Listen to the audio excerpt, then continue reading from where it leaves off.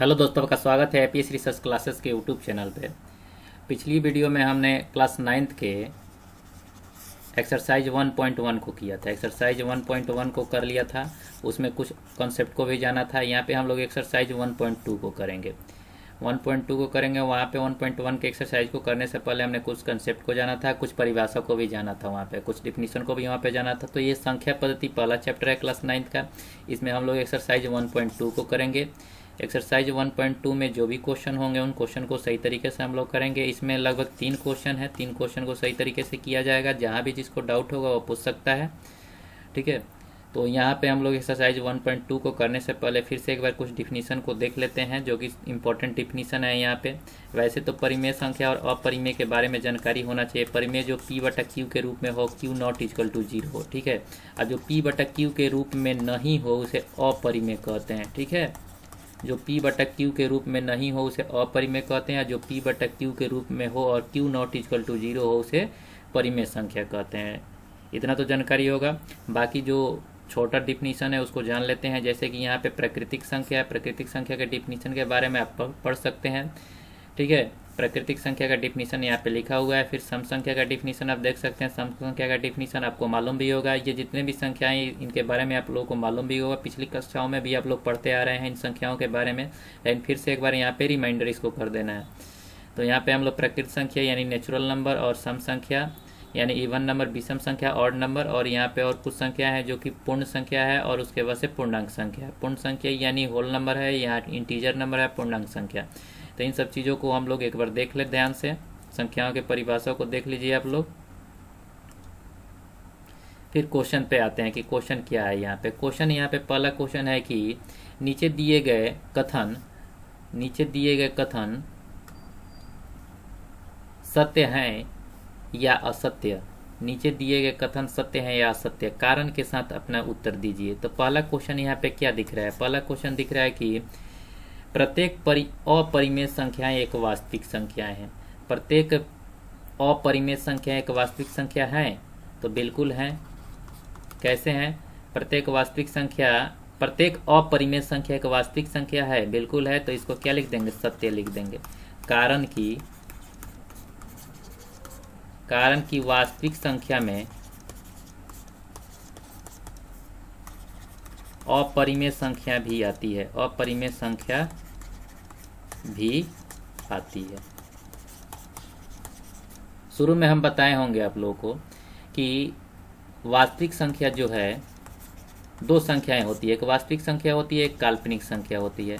वास्तविक संख्या और काल्पनिक संख्या के बारे में आप लोग जानते होंगे। तो वास्तविक संख्या के बारे में यहाँ हम लोग को पढ़ना है। 10वीं तक हम लोग को वास्तविक संख्याओं के बारे में पढ़ना है, काल्पनिक संख्याओं के बारे में यहाँ पे नहीं पढ़ना है, ठीक है। तो वास्तविक संख्याओं में जितनी भी संख्याएं हैं, जितनी भी संख्याओं का परिभाषा हमने पिछली वीडियो में चाहे इस वीडियो में बताया है, इन सब संख्या किस में आएगा? ये सभी संख्या वास्तविक संख्या के अंडर में ही आएगा। तो यही यहाँ पे पूछा जा रहा है कि प्रत्येक अपरिमेय संख्या एक वास्तविक संख्या है, तो सत्य है, बिल्कुल है। कारण की वास्तविक संख्या में अपरिमेय संख्या भी आती है, ठीक है। तो ये पहले क्वेश्चन का आंसर हो गया। दूसरा क्वेश्चन देखते हैं। दूसरा क्वेश्चन क्या है? दूसरे क्वेश्चन को पढ़िए ध्यान से आप लोग। दूसरा क्वेश्चन है कि संख्या रेखा का प्रत्येक बिंदु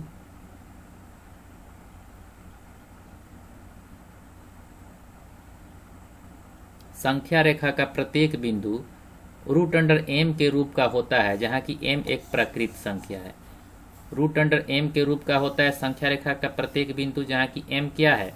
m एक प्राकृतिक संख्या है या प्राकृत संख्या है। दूसरा नंबर क्वेश्चन को सोल्यूशन कर देखते हैं यहाँ पे। तो यहाँ पे लिखेंगे कि यह असत्य है, असत्य कारण की। दूसरा नंबर जो क्वेश्चन है क्या है? असत्य है, कारण की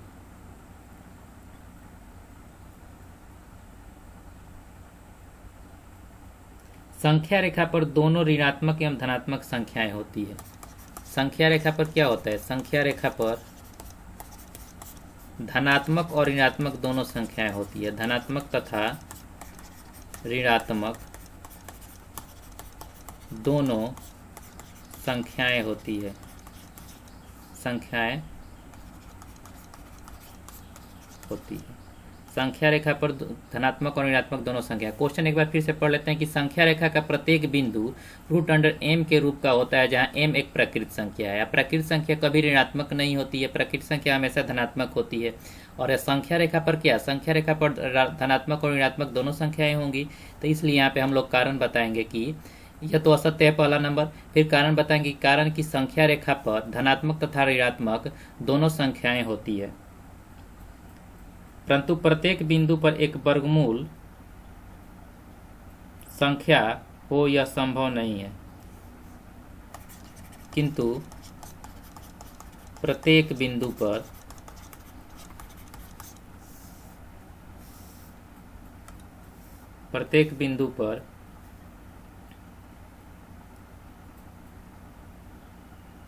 एक वर्गमूल संख्या हो, एक वर्गमूल संख्या हो यह संभव नहीं है, यह संभव नहीं है। क्वेश्चन को फिर से एक बार देखते हैं, फिर से समझते हैं। संख्या रेखा का प्रत्येक बिंदु रूट अंडर एम के रूप का होता है। संख्या रेखा का प्रत्येक बिंदु क्या है, प्रत्येक बिंदु रूट अंडर एम के रूप का होता है, जहां एम एक प्राकृत संख्या है। तो वही यहाँ पे क्या हो जाएगा, असत्य हो जाएगा, सत्य है। कारण की संख्या रेखा पर धनात्मक तथा ऋणात्मक दोनों संख्याएं होती है, लेकिन प्रत्येक बिंदु पर एक वर्गमूल संख्या हो यह संभव नहीं है। प्रत्येक बिंदु पर एक वर्गमूल संख्या होगी या नहीं होगी, ये पॉसिबल है ही नहीं। तो इसलिए ये सब क्या हो जाएगी, ये दूसरा क्वेश्चन असत्य है। इसको ध्यान से देख लिए आप लोग। फिर से अब तीसरे क्वेश्चन की तरफ बढ़ते हैं। तीसरा क्वेश्चन क्या कहता है,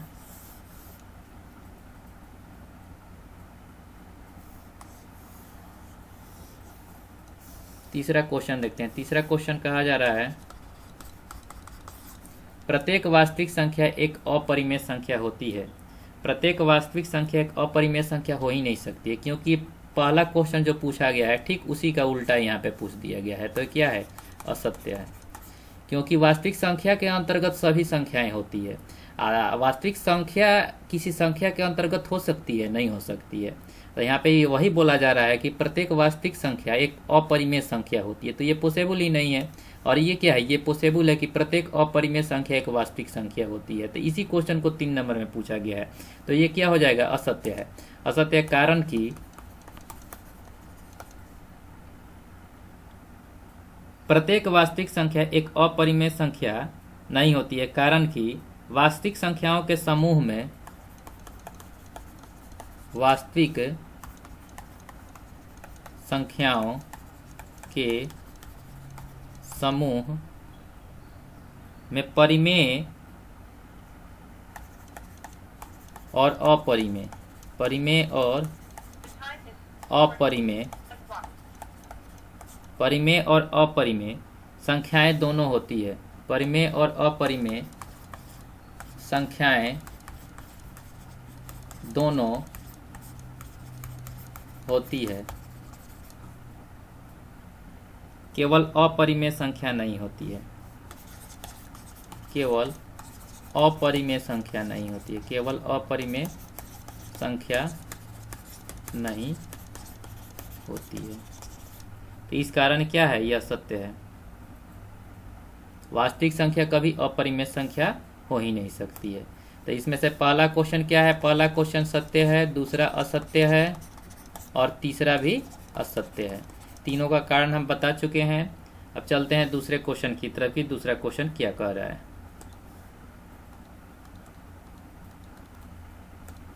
दूसरा क्वेश्चन देखते हैं। दूसरा क्वेश्चन में कहा जा रहा है, क्या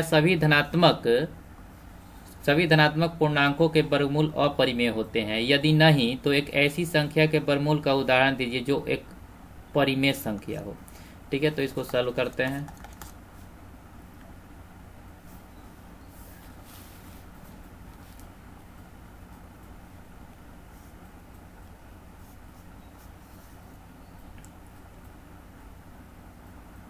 सभी धनात्मक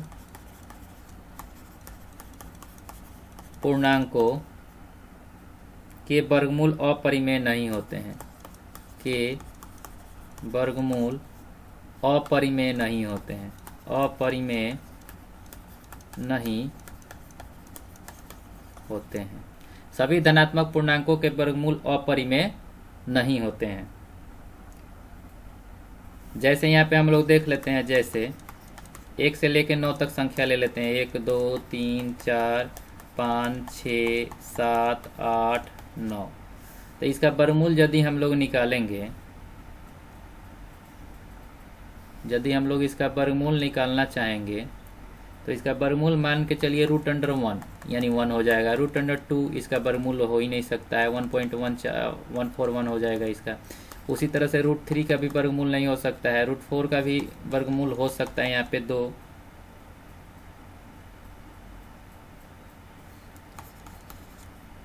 √5 का भी नहीं हो सकता है तो √5 का √5 लिख सकते हैं। √6 का भी नहीं हो सकता है तो √6 का √6 लिख सकते हैं। तो ये क्या है, ये तो परिमेय हो गया। ये क्या हो गया, अपरिमेय हो गया। ये क्या हो गया, अपरिमेय हो गया। ये क्या हो गया, परिमेय हो गया। और ये अपरिमेय हो गया, और ये भी अपरिमेय हो गया। उसी तरह से और भी संख्या ले लेते हैं, √7, √8, √9। तो ये क्या हो गया, अपरिमेय हो जाएगा। ये भी अपरिमेय हो जाएगा क्योंकि इसका वर्गमूल नहीं, इसका वर्गमूल निकल जाएगा यानी 3 आएगा। ये क्या हो जाएगा, परिमेय हो जाएगा। तो यहाँ पे हम लोग को देखने के लिए मिला कि अतः 1, 4 और 9 का वर्गमूल 1, 2 और 3 है। इसलिए सभी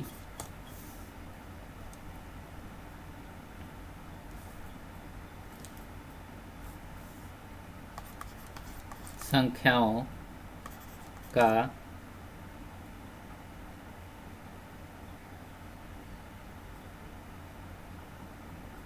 वर्गमूल अपरिमेय नहीं हो सकता, अपरिमेय नहीं हो सकता। यानी सीधा सा मतलब इस क्वेश्चन का हम लोग जान लेते हैं कि क्वेश्चन पूछा जा रहा है, क्या सभी धनात्मक पूर्णांकों के वर्गमूल अपरिमेय होते हैं? यदि नहीं तो एक ऐसी संख्या का वर्गमूल का उदाहरण दीजिए जो कि एक अपरिमेय संख्या नहीं है। तो धनात्मक पूर्णांक में तो सभी संख्याएं आएंगी, गिनती की जितनी संख्याएं हैं धनात्मक पूर्णांक में आ जाएगी।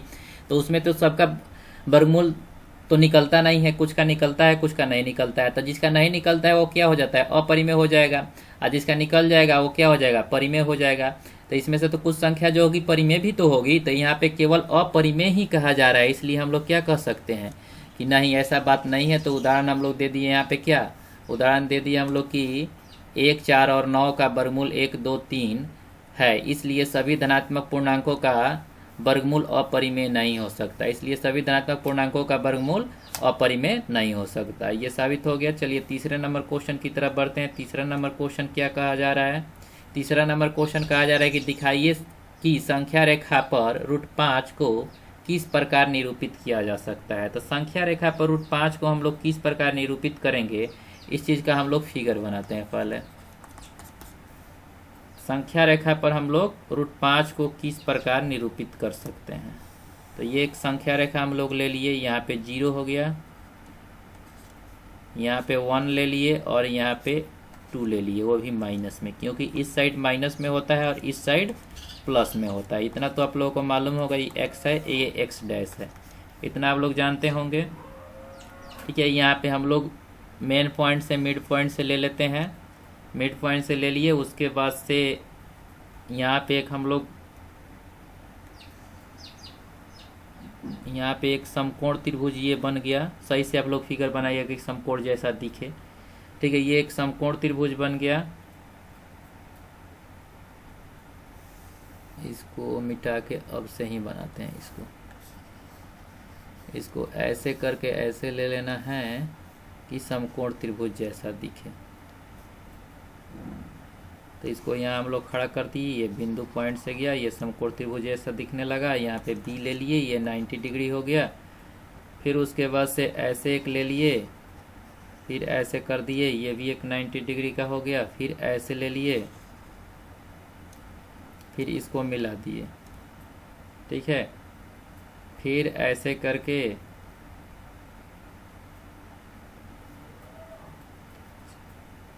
और ये कि अब लास्ट वाले ले लेते हैं, एक ऐसे करके ऐसे मिला देते हैं। यहाँ पे B हो गया, यहाँ पे C हो गया, और ये A हो गया, और ये D हो गया, और ये E हो गया। ठीक है, ये 1 1 का अंतराल है, यहाँ पे सभी में 1 1 का अंतराल है यहाँ पे। ठीक है, इतना समझ गए होंगे आप लोग। ये √2 आ जाएगा, ये आ जाएगा √3 आ जाएगा, और ये आ जाएगा √4। तो √4 का हम लोग डायरेक्ट यहाँ पे 2 लिख सकते हैं।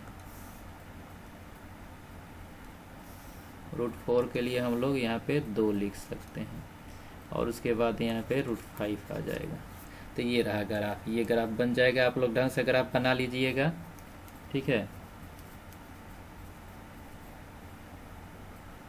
तो संख्या रेखा पर ऐसे ही इसको निरूपित करेंगे। आप लोग समझ गए होंगे। यदि समझ में नहीं आया होगा तो दूसरे तरीके से हम बताएंगे, इसमें हम कुछ भाषा भी लिखवा देंगे। आप लोग इस पर कमेंट कीजिएगा जरूर यदि समझ में नहीं आया होगा तो। इसमें केवल √5 को संख्या रेखा पर निर्धारित कर देना है। ठीक है, दर्शा देना है, निरूपित कर देना है, दिखा देना है कि √5 को हम लोग संख्या रेखा पर कैसे रखेंगे। ठीक है, तो हमने जैसे फिगर बन पाया वैसे बना दिया। आप लोग फिगर अच्छा से तरीके से बनाने की कोशिश कीजिएगा। ठीक है, ऐसे ही बनेगा फिगर। और बाकी इसमें कुछ अगर मैथमेटिकल वर्ड्स लिखना होगा तो आप लोग लिख सकते हैं। ये कोई ज़रूरी नहीं है, क्योंकि इसमें केवल कहा जा रहा है कि संख्या रेखा पर इसको √5 को दिखा देना है। तो √5 को हमने संख्या रेखा पर दिखा दिया। ठीक है, आप बात को समझ गए होंगे। क्योंकि मान के चलिए ये बेस हो गया, ये आधार हो गया, ये लंब हो गया, 1 और 1 2। तो फिर कर्ण, ये कर्ण हो गया ना, ये कर्ण हो गया, तो कर्ण का मान निकालेंगे √2 हो गया। फिर उसी तरह से ये आधार हो गया, बेस हो गया, ये कर्ण हो गया। फिर इसी तरह से ये आधार हो गया, बेस हो गया, कर्ण हो गया। सॉरी, आधार और बेस एक ही ना है। यहाँ पे आधार और लंब हो गया, फिर उसके बाद से एक कर्ण हो गया, फिर से ये आधार हो गया, लंब हो गया, फिर ये कर्ण हो गया। वैसे करके हम लोग को ये बता देना है। तो आप लोग इसको बनाने की कोशिश कीजिएगा। दूसरे भी तरीके हैं, नहीं तो आप एक बार और समझ सकते हैं कि आधार लंब कर्ण हम कैसे कर रहे हैं। यहाँ पे मान के चलिए हमने ये संख्या रेखा पर दर्शाया, इस संख्या को ले लिया, यहाँ 1 ले लिया, यहाँ पे 2 ले लिया। ठीक है, यहाँ पे -1 ले लिया, यहाँ पे -2 ले लिया। ये लंब हो गया, इसको मिला दिए हम लोग। ठीक है, ये यहाँ से 0 से लेकर यहाँ 1 है, और ये भी 1 है। तो यहाँ पे हम लोग इसको A माने हैं और उसके B माने हैं। तो यहाँ पे त्रिभुज ABO बन रहा है, ABO त्रिभुज बन रहा है, AB और O यहाँ पे त्रिभुज बन रहा है। तो इस कर्ण का मान निकालना है। तो कर्ण का मान निकालना है तो हम लोग क्या करेंगे, आधार का मान 1 है, लंब का मान 1 है, तो कर्ण बराबर क्या होता है, कर्ण बराबर अंदर आधार स्क्वायर यानी L स्क्वायर और B स्क्वायर यानी लंब स्क्वायर जोड़ आधार स्क्वायर। तो लंब का मान कितना है, लंब का मान 1 है, तो 1 का स्क्वायर और 1 का स्क्वायर 1 होगा। तो ये √2। तो इसलिए यहाँ पे हम लोग √2 लिखे हैं। ठीक है, इसलिए यहाँ पे √2 लिखा गया है, इसलिए यहाँ पे √2 लिखा गया। उसी तरह से अब ये क्या हो जाएगा, ये एक लंब हो गया और एक आधार हो गया। फिर उसके बाद इसको कर्ण को निकाल लेंगे, क्योंकि 1 का स्क्वायर यहाँ पे यदि रखेंगे रूट में तो 1 का स्क्वायर और √2 का स्क्वायर। तो क्या हो जाएगा, ये 1 का 1 हो गया, ये 2 हो गया, तो √3 हो गया, इसलिए यहाँ पे √3 लिया। फिर उसी तरह से √3 और 1 का स्क्वायर करके यहाँ पे 2 आ गया है, क्योंकि 4 आएगा रूट में तो 4 का वर्गमूल 2। फिर इसी तरह से 2 दूने 4 और 4 और 1 5, तो √5 हो जाएगा, तो इसलिए √5 आ गया। तो ऐसे ही संख्या रेखा पर इसको दर्शा देना है। तो आप लोग मैथमेटिकल तरीके से पाइथागोरस के नियम से अब इसको मान को ला सकते हैं। ठीक है, हमने समझा दिया है कैसे करना है। तीनों क्वेश्चन को आप लोग समझ गए होंगे अच्छे तरीके से। नेक्स्ट वीडियो में हम लोग एक्सरसाइज 1.3 देखेंगे। नेक्स्ट वीडियो में हम लोग एक्सरसाइज 1.3 को देखेंगे। ये क्लास 9 का वीडियो था, क्लास 9 के मैथ्स का। ये 1.2 चैप्टर का था। 1.2 चैप्टर में 3 क्वेश्चन थे। तीनों क्वेश्चन को हम लोग ने अच्छी तरीके से किया है। जिस क्वेश्चन का आंसर समझ में नहीं आया होगा, सोल्यूशन समझ में नहीं आया होगा, कॉन्सेप्ट नहीं समझ में आया होगा, तो आप लोग हमारे नंबर पे व्हाट्सएप कर सकते हैं 8294769396। ठीक है, या आप लोग हमारे चैनल के डिस्क्रिप्शन में जाइएगा, चैनल्स के अबाउट सेक्शन में जाइएगा। चैनल के अबाउट सेक्शन में जाके वहाँ पे चैनल को आप लोग खोल लीजिए। फिर उसके बाद अबाउट सेक्शन में जाइए। अबाउट सेक्शन में सभी चीज़ों का लिंक दिया गया है। वहाँ पे इंस्टाग्राम का, फेसबुक का, ट्विटर का, टेलीग्राम का और व्हाट्सएप का सभी का लिंक दिया गया। आप वहाँ से डायरेक्ट हम लोग से जुड़ सकते हैं। ठीक है, या इस नंबर पर आप कॉन्टेक्ट कर सकते हैं। ओके, थैंक यू, जय हिंद।